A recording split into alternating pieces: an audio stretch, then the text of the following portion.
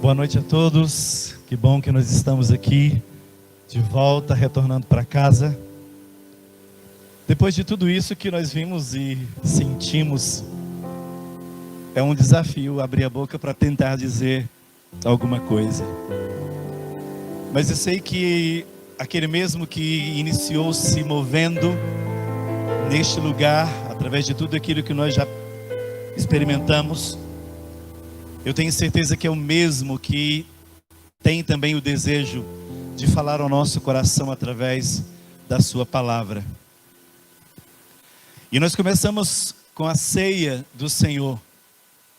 E até tinha escrito algo aqui sobre a ceia, porque quando os bispos disseram a respeito de que quando nós estamos diante da mesa da ceia, o nosso maior desafio é decidir se vamos participar ou não.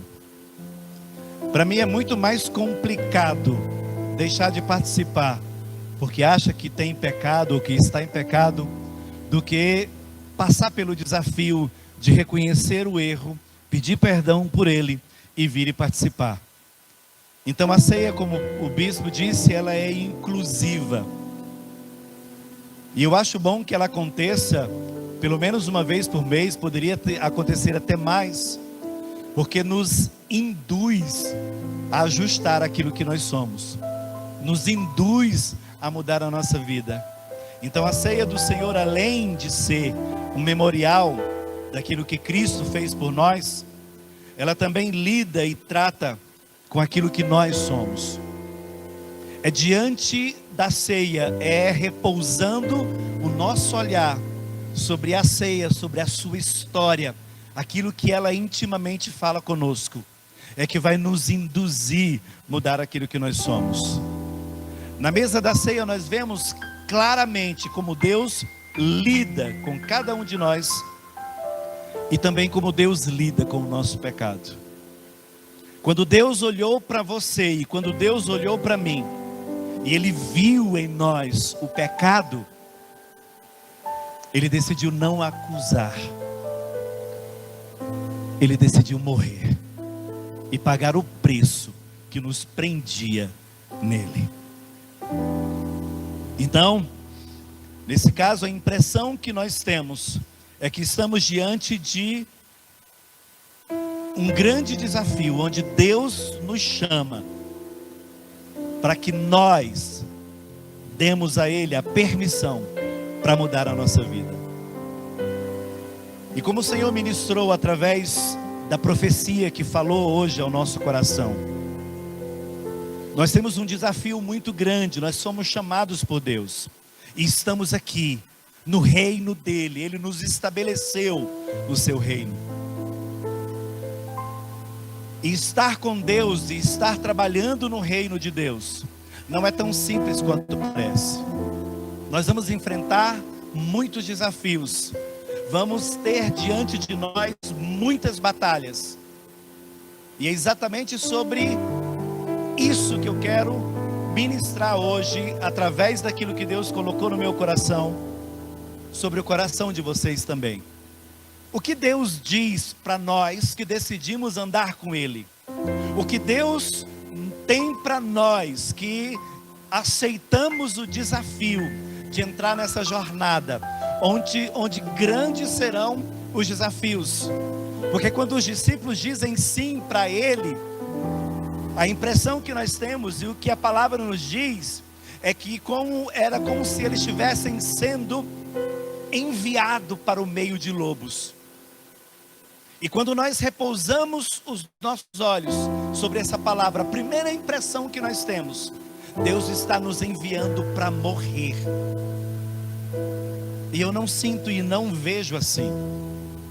O mundo está assim. O mundo está sendo destruído. O mundo é muito feroz. O mundo é muito voraz. E Deus está nos mandando como ovelhas, com o coração tratado, pessoas simples, de palavras humildes, mas que tem um poder na sua palavra de transformar a vida deles. Então nós somos influenciadores. O mundo que se mostra como esse lobo devorador precisa conhecer o poder que essas ovelhas possuem em si, através de quem Deus é. E a nossa palavra vai estar hoje no livro de Mateus, no capítulo 5. Abram as suas Bíblias, por favor, quem queira, ou então pode acompanhar aqui no nosso telão. Jesus, quando ele convoca discípulos, ele os convoca para cumprir um propósito. Ele nos chama e nós fomos enviados para caminhar na direção que ele determinar. Por isso, todas as vezes que nós ouvirmos a voz do nosso Deus e aceitarmos o desafio de fazer a sua vontade, nós iremos muito mais além do que nós podemos achar que somos capazes de ir. Capítulo 5, a partir do verso 1. Ouça com atenção. E diz assim: ao ver as multidões, Jesus subiu ao monte. Ele se assentou e os seus discípulos se aproximaram dele. Então ele passou a ensiná-los. Bem-aventurados os pobres em espírito, porque deles é o reino dos céus. Bem-aventurados os que choram. Eu estou com o óculos aqui meio embaçado. Bem-aventurados os que choram, porque serão consolados.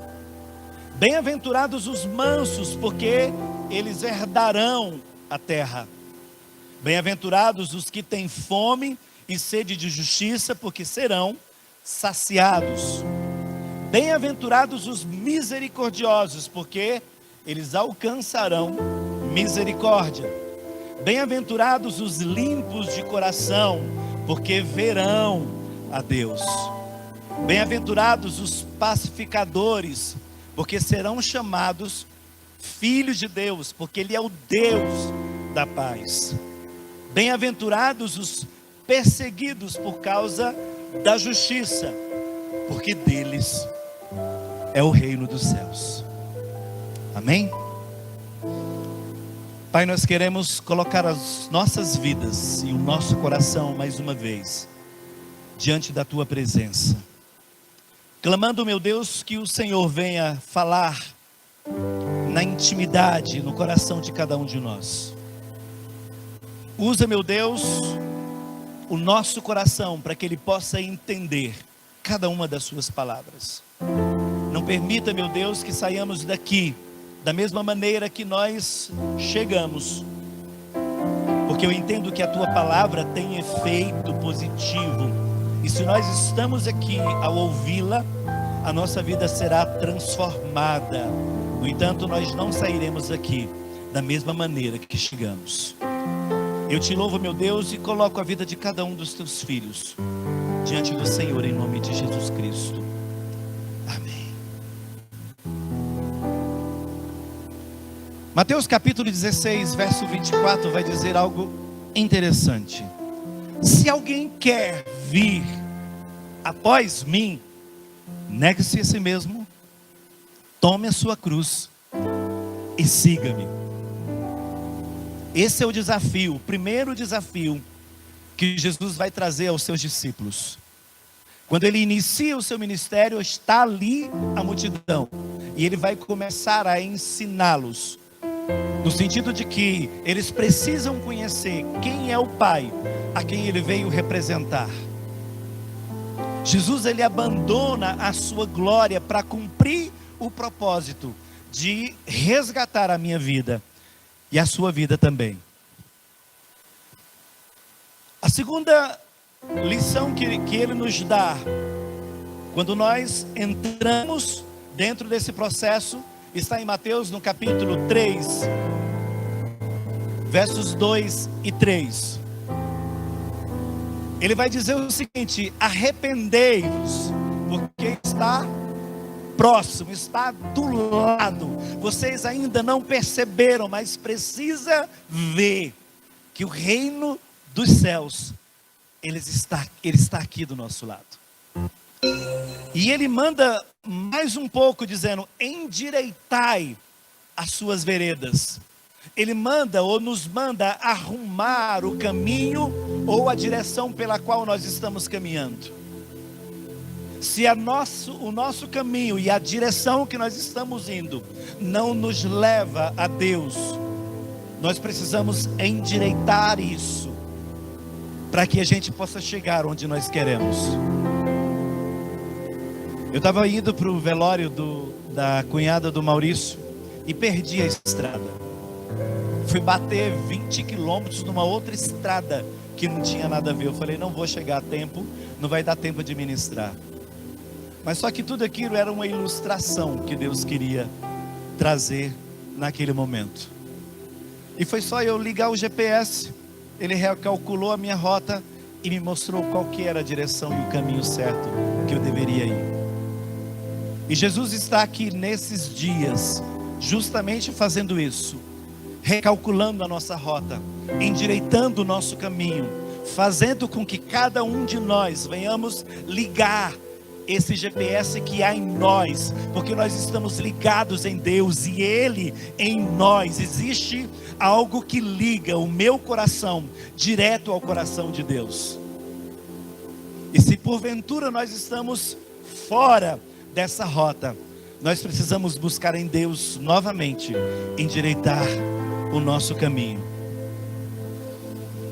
E para iniciar, entrando no reino dos céus, entrando no reino de Deus, esse chamado que eu e você temos de Deus, nós temos que responder pelo menos 2 perguntas antes de iniciar esse processo, porque as respostas fazem parte daquilo que nós iremos viver nessa estrada.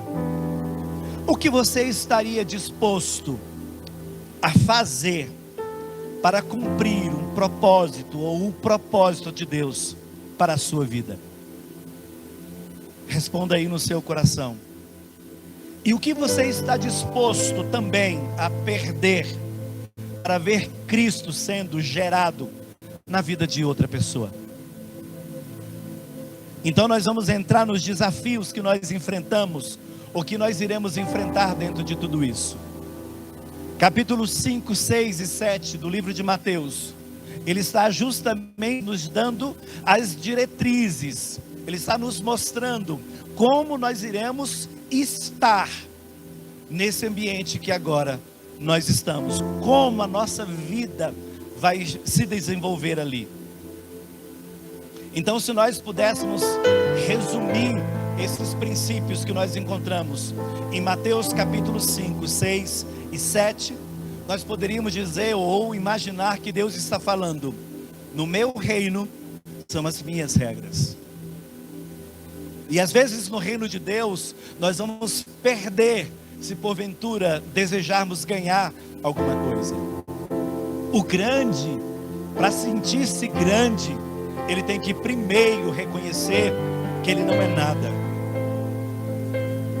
Então no reino de Deus, eu já disse aqui uma vez, nessa equação X nunca é igual a 0.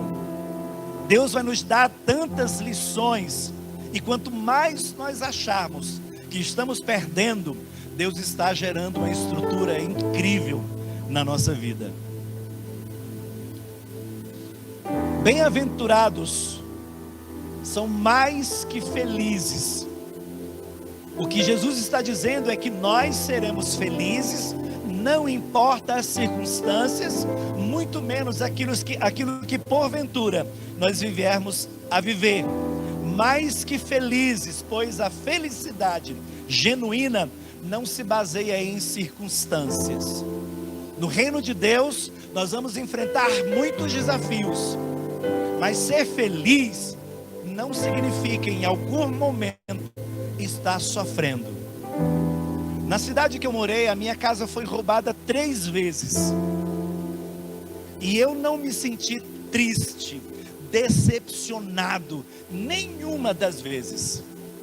mas poderia estar, porque Deus conhece muito bem o meu coração. Em todas essas vezes que a minha casa foi roubada, existia dentro dela coisas nas quais eu era muito apegado. E amados, sendo verdadeiro no que eu vou dizer, nas 3 vezes eu estava de viagem, mas quando eu ia sair para viajar, Deus mandava eu voltar e pegar algumas coisas especificamente que Ele me mostrava. Todas as coisas nas quais eu tinha apego, e se porventura alguém roubasse, viesse a me entristecer, Deus mandou eu voltar, mandou pegar e colocar dentro do carro. Eu sempre viajava com o carro entulhado de coisas, mas não era que Deus estava querendo proteger aquelas coisas, Ele estava querendo proteger o meu coração de estar infeliz.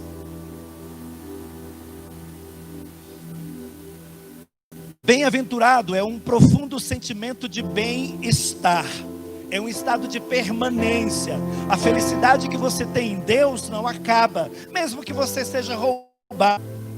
A felicidade que Deus nos dá, mesmo que a morte nos visite em nossa casa, nós não a perderemos, porque a nossa felicidade é a nossa habitação.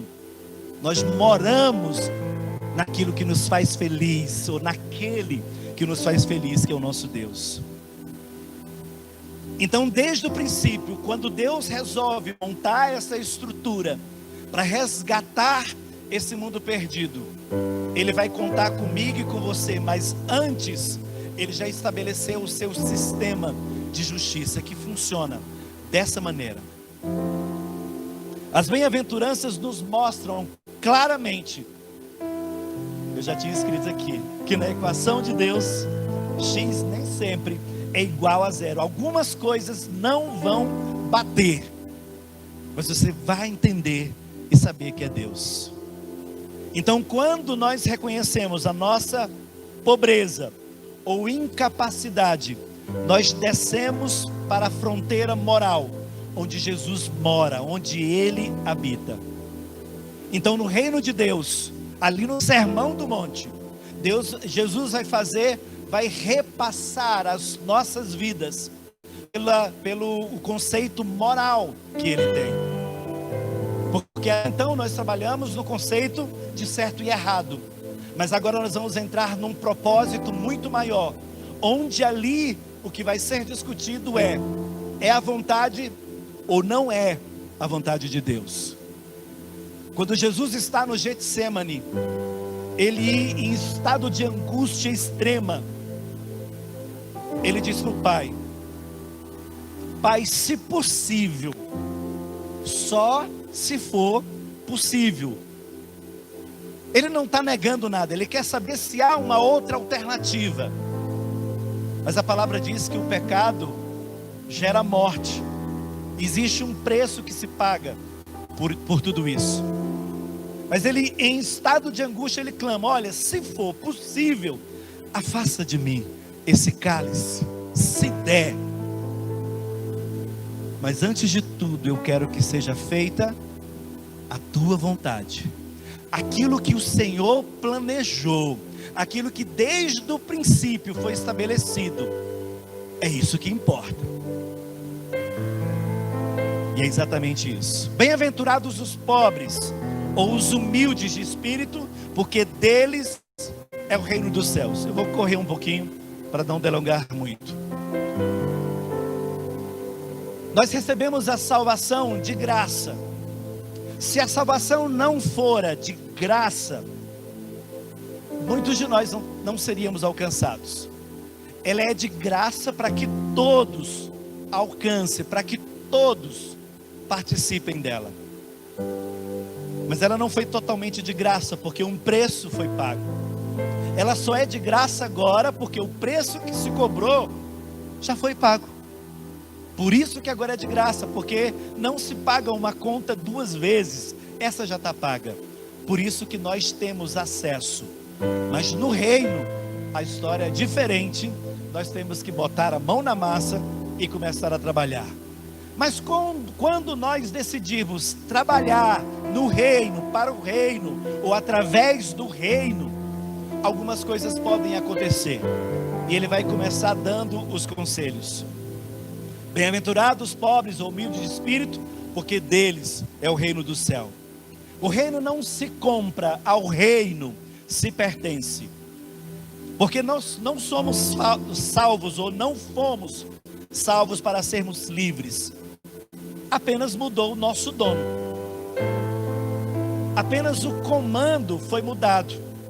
Nós éramos antes escravos do diabo, agora nós pertencemos a Deus, porque fomos comprados pelo seu Filho. Então Jesus nos compra para nos devolver novamente ao nosso dono.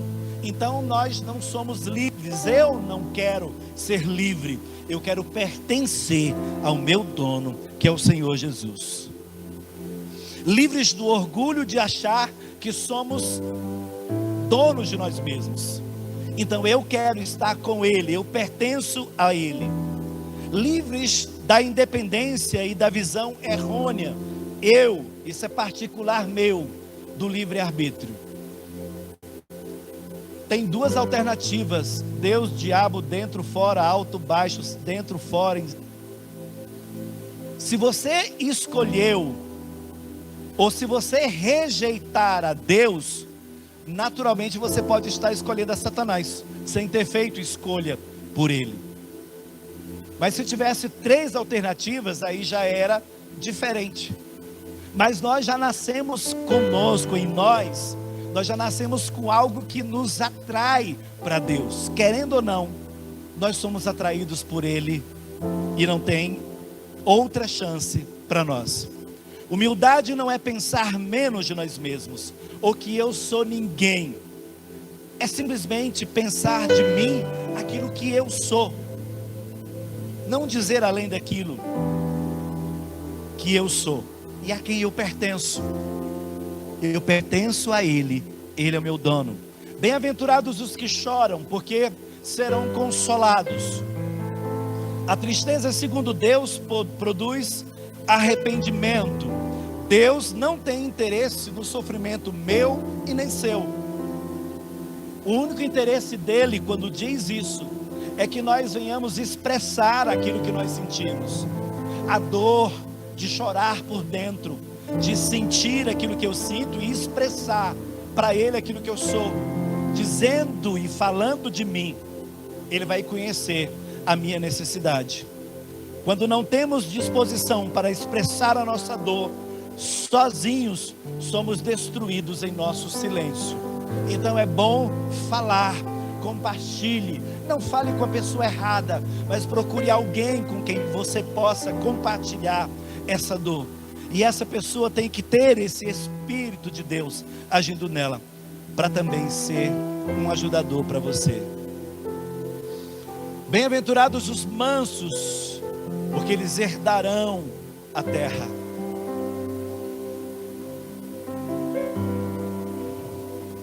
Precisamos colocar a nossa força e poder debaixo do comando e controle do nosso Senhor.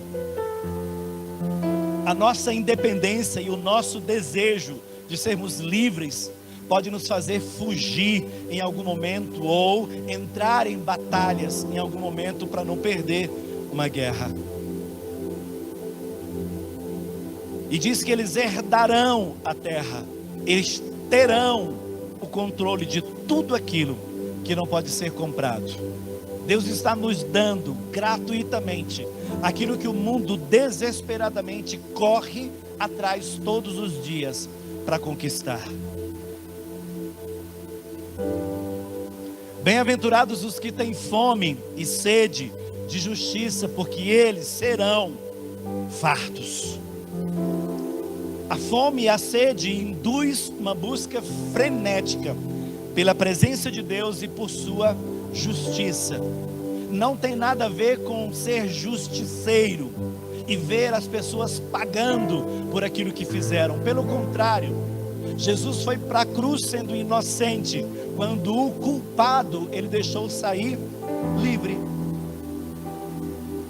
E quando Jesus nos compra, Ele nem mesmo nos obriga a vir para o seu reino trabalhar, porque agora Ele é o nosso dono e Ele manda em nós e nós temos que obedecer. Nem isso Ele faz.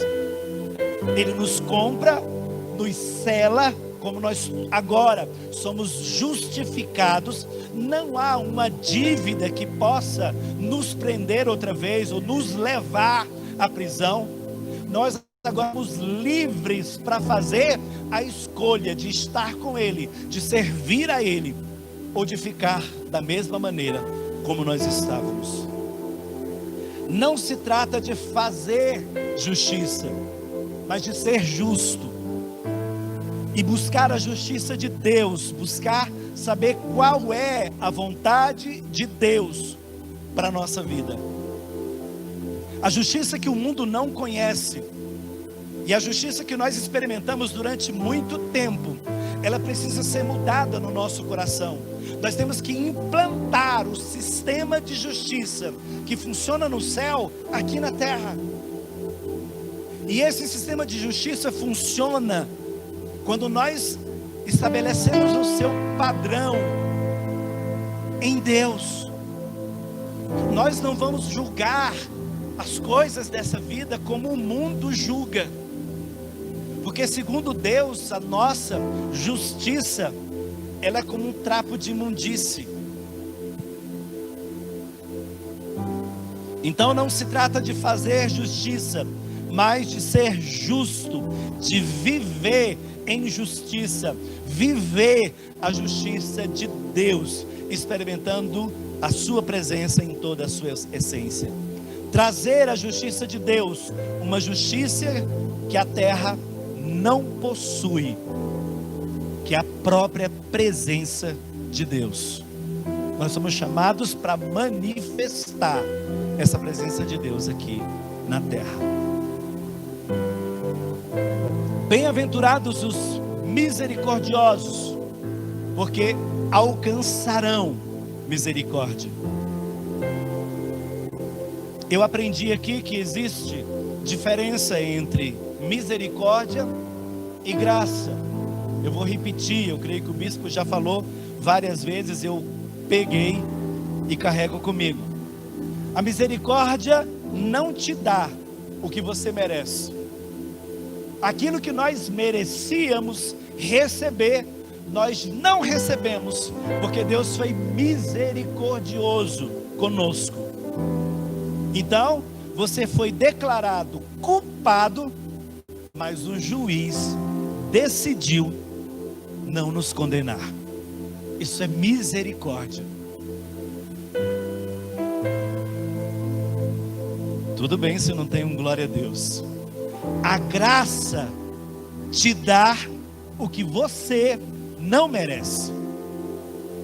Você deveria morrer, eu deveria morrer, mas Cristo foi muito mais esperto, muito mais rápido, e antes de eu nascer, Ele vai e paga a minha conta e morre no meu lugar.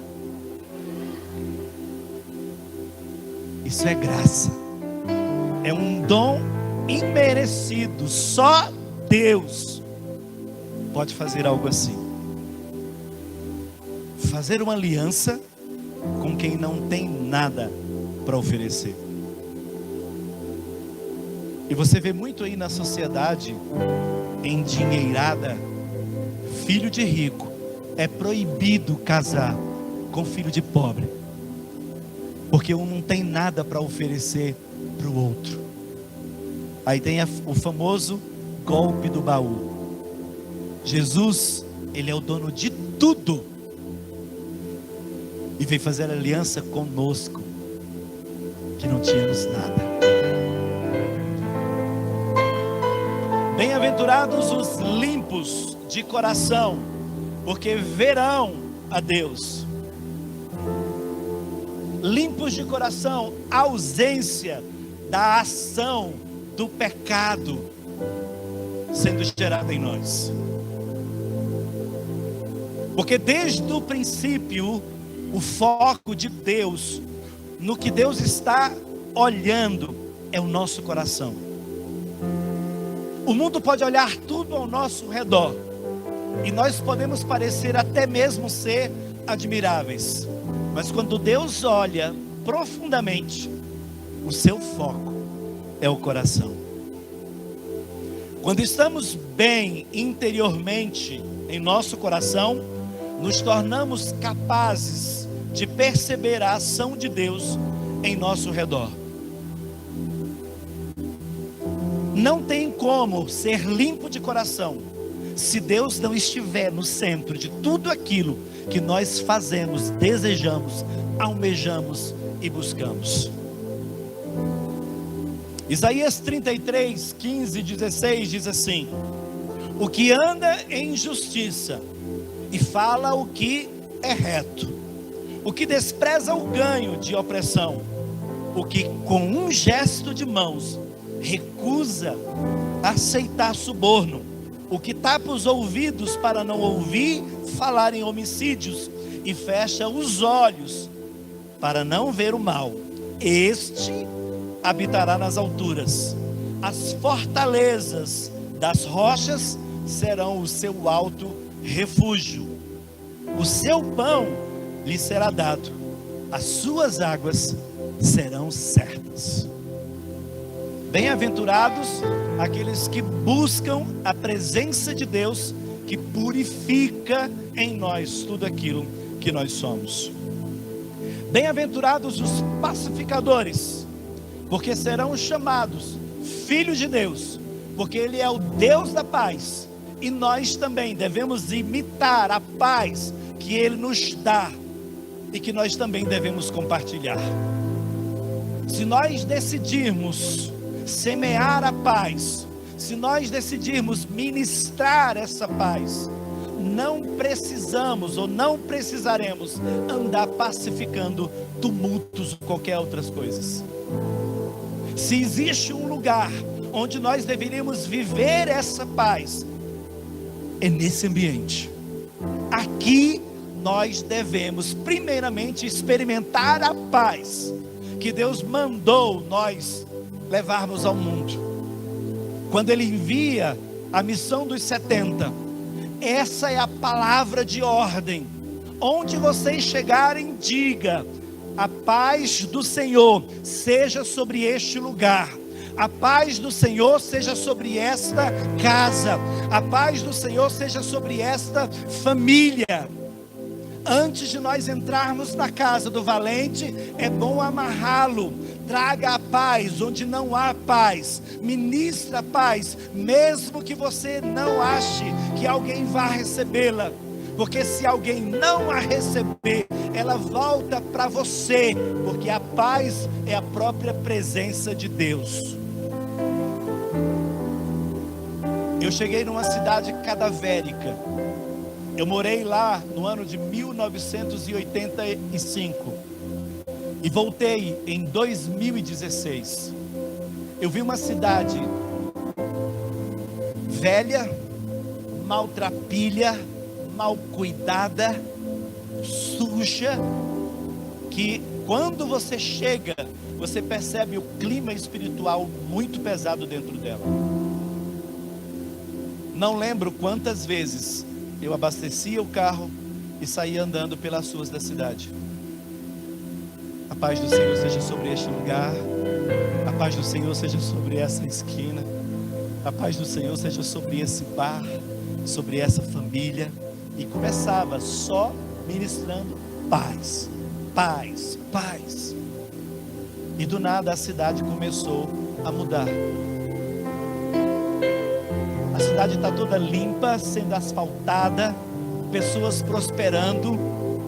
Só que ninguém imagina que no silêncio alguém saiu e saía pelas ruas da cidade ministrando a paz que julgava que aquele lugar não tinha.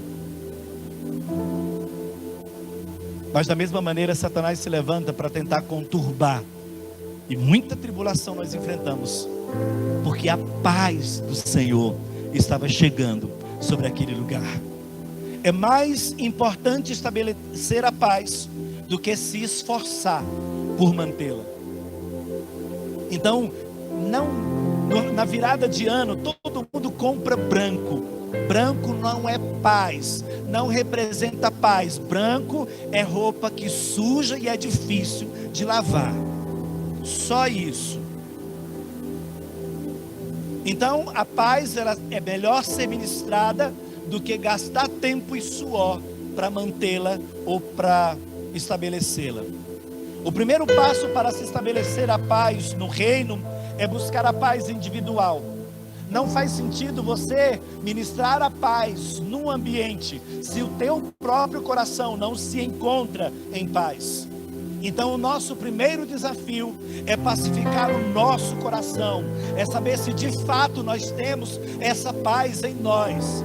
Não se esforce para levar alguém uma paz que você sabe que não possui. Então nós temos que buscar essa presença que gera paz em nós. Quando o meu coração estiver pacificado, aí eu estarei pronto para ministrar e levar a paz também ao coração das outras pessoas. O projeto de Jesus para a pacificação do mundo começa com os seus discípulos. Primeiro ele treina os discípulos, primeiro ele dá segurança aos discípulos, primeiro ele prova que os discípulos podem confiar naquilo que ele diz, e depois ele leva com essa palavra. E hoje eu estava falando na casa do pastor Rodney, não sei se foi para Vera ou para Laura.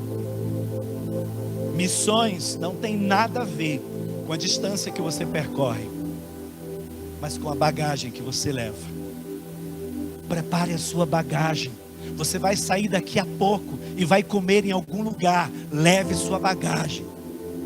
Amanhã você vai trabalhar bem cedo. Saia e leva a sua bagagem. Tudo que você vier a fazer, essa paz precisa já existir em você. Essa é a bagagem que você precisa primeiramente ministrar onde você for. O princípio básico para quem deseja plantar a paz é ter a semente da paz já plantada em seu coração, que é Jesus Cristo. Bem-aventurados os perseguidos por causa da justiça, porque deles é o reino dos céus.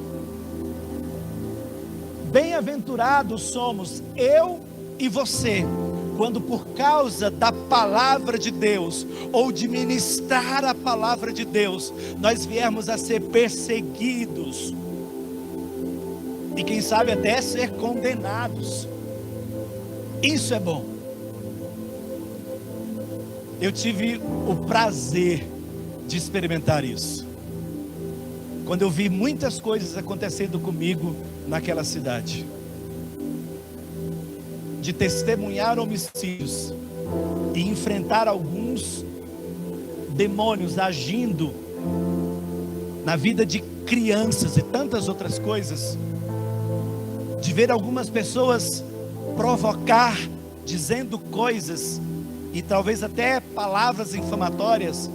Isso é bom, significa que aquilo que você está fazendo está tendo efeito, está funcionando. Rogo-vos, irmãos, pelas misericórdias, Romanos 12, 1, 2. Rogo-vos, irmãos, pelas misericórdias de Deus, que apresenteis o vosso corpo por sacrifício vivo. É o meu corpo no processo, é eu por inteiro, sacrificando ao meu Deus, santo, vivo, santo e agradável a Deus, que é o vosso culto racional. Você tem consciência do que você faz. Não dá para fazer determinadas coisas e no dia do juízo dizer para Deus: ai, eu estava na unção do Espírito, eu não sei o que eu fiz. Eu tenho que ter consciência daquilo que eu faço, do culto que eu ofereço, de quem sou eu diante de Deus. Mas transformai-vos pela renovação da vossa mente. Essa pregação de Jesus aqui no Sermão do Monte é para mudar o pensamento, é para mudar aquilo que eles pensam em relação às suas vidas e à vida das pessoas que eles vão encontrar lá fora. Eu mudei muito a minha opinião em relação a quem peca ou ao pecado. Às vezes, quando eu via que alguém havia pecado, eu me escandalizava. Mas à medida que você vai analisando mais profundamente, se o teu irmão pecou, ele apenas equiparou a vocês, são 2 pecadores agora, não é só mais um. Mas o que diferencia esses pecadores? O que faz um pecador diferente do outro? É a capacidade que tem de assumir a sua culpa, confessar o seu pecado, mudar a sua atitude e romper na sua fé. Isso é que faz diferente. Para que experimenteis qual seja a boa, agradável e perfeita vontade de Deus. A minha e a sua vida deve pautar naquilo que é a vontade de Deus. Jesus não fugiu, ele não saiu do ambiente da cruz, porque ele tinha algo no seu coração, o interesse de fazer a vontade do Pai, porque alegrava, fazia ele feliz fazer a vontade do Pai. Quando você decidir fazer o que Deus te ordenou, a sua vontade, e ordenou a fazer, podem ir até os seus anéis, mas ficarão os dedos. Muitas coisas nós podemos perder quando decidimos fazer a vontade de Deus. Pessoas vão se desgostar, a nossa família pode também até se levantar contra nós, amigos e tantas outras coisas. Vamos perder empregos, porque o nosso comportamento é outro. Algumas decisões e escolhas nós não iremos mais fazer. Então nós vamos perder algumas coisas. Mas eu sempre digo, é muito melhor receber galardão do que uma salva de palmas. O nosso chamado é para perder tudo, e não apenas algumas coisas. A primeira coisa que eu perco é a minha liberdade, é o meu direito de querer. A minha vontade se vai e vem agora a vontade de Deus prevalecendo na minha vida. Então é para perder tudo. Então quem não quer perder algumas coisas, vai ter que aprender mais a lição, porque nós somos chamados para entregar tudo, oferecer tudo, esvaziar-se de tudo e nos conformar a Ele. Ele é o modelo, eu tenho que olhar para Ele e desenhar a minha vida igual é a vida dele. Isso é estar conforme, de conformidade, como Ele é, eu também quero ser. Se a sua causa é justa e nobre, alegre-se em Deus, vai dar tudo certo e nós estamos quase chegando no fim. Bem-aventurados sois quando por minha causa vos injuriarem e vos perseguirem e mentindo disserem todo mal contra vós. Sirva a Deus de tal maneira que você vai ver que isso aqui vai chegar. Você vai ser injuriado, perseguido, vão mentir contra vocês, vão dar falso testemunho só para tentar calar a nossa voz. E quando isso acontecer, não é que está ruim, está começando a ficar, é muito bom.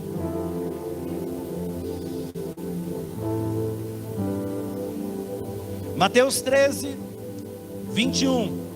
Mas não tem raiz em si mesmo, sendo antes de pouca duração, em lhe chegando a angústia ou a perseguição, por causa da palavra, logo se escandaliza. Nós estamos sendo treinados para viver situações nas quais nós seremos perseguidos, mas resistir, crendo que o Senhor é conosco. Romanos 5, 3, 4. E não somente isto, mas também nos gloriamos nas próprias tribulações, sabendo que a tribulação produz perseverança, e a perseverança, experiência, e a experiência, esperança. Quanto mais bate, mais eu fico apurado naquilo que Deus é em mim. Tiago 1, 2, 4. Meus irmãos, tende por motivo de toda a alegria, toda, o passardes por várias, não algumas apenas, provações, sabendo que a provação da vossa fé, uma vez confirmada, produz perseverança. Ora, a perseverança deve ter ação completa, para que sejais perfeitos e íntegros, em nada deficientes.